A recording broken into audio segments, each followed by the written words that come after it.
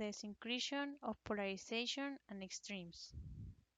Part 35. Spain. Why live on an edge? Virginia Sanmartín López. Maybe it is due to my profession that I search, study, observe, and think about the use and meaning of words before adopting an attitude, coming to a conclusion, or sharing my opinion. So let's start here by looking at some definition of extreme. Going beyond the ordinary or average. Hey, great! Go beyond the average. Leave the ordinary behind. Go further. That means more, even better. We can feel extreme happiness, but be careful, because extreme poverty exists, and we can also feel extreme pain. Farthest from the center or middle. Too many people over there. We can finally move away from the crowd. But isn't the farthest a too distant point? We could need something important from that center or middle. Going to great or exaggerated lengths. Radical. But not radical as basic or fundamental. Obviously, it is nice having our own ideas and defending them. But is it also nice being categorical or inflexible? Remember that rigid materials breaks easily. Last, final. Phew, we have finally reached the finish line. But is it the end? That's all? What a pity!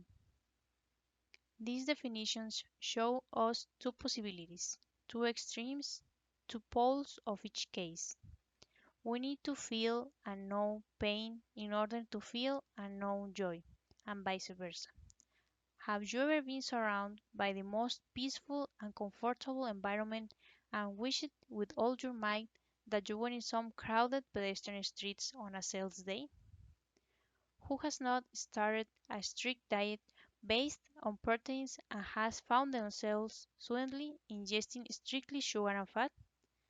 We can do our best to maintain an idea, stay in a place, or follow certain rules, but a human being lives in a continuous intermediate point. A geographical example: North Pole and South Pole. They are two extreme extremes. It is cacophonous, but true. Are we living in them?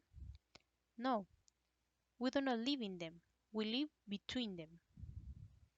An anatomic example: head, heart, and feet. In my country, when we face a problem or a difficult decision, we say that we can think with our head, with our feet, or with our heart. If we use our head, the North Pole, it is assumed that we choose the rational, intelligent, and most accepted option. So, we are supposed to make the right decision. If we use our feet, the South Pole, it is almost sure the result will be terrible.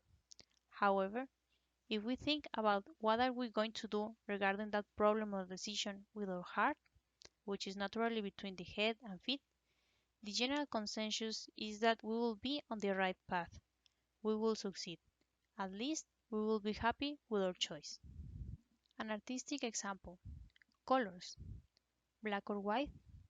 How many colors exist between them? What do we see in a white canvas? Nothing. What do we see in a black canvas? Nothing. What do we see when white light blinds us? Nothing. What do we see when a room is dark? Nothing. However, what can we see in a rainbow? Many colors. The leprechaun's pot of gold. Unicorns. A creationist example: the closeness of extremes creates life. Batteries have two poles, positive and negative, and both of them are absolutely necessary to create the electric flow. We get gray mixing black and white. A circle is formed when we join both extremes of a line. Fire near ice, liquid. A sexual example: just masculine or feminine? Seriously? Nowadays? Just feel like a person who does not belong to either of these categories, and adopt what you think fits you better and makes you feel complete. Far from opting just for betweens, which will be a kind of polarization. I will say that extremes can be a good option and perfectly accepted too. There is no doubt that smoking is bad for our health or murder is a crime, all cases. A coin has only two sides, and tossing it up means that there are only two options. Basketball, football, handball, or tennis are polarized sports. Just two baskets, two goals, two half tennis courts, two teams, or two tennis players to cheer on. Moreover, extreme sports are increasingly popular. But I don't want to resign myself to being in the entrance or the exit. I do not want to miss the path. I want to experience it all. I do not want limits. I do not want to be on the right side or on the left side. I do not want to be right-handed or left-handed. I want to be ambidextrous, just like life. Obviously, we are all born, so we all have the finite beginning. But what about the end? Yes, we all die. Do we all have a definite end? Have we?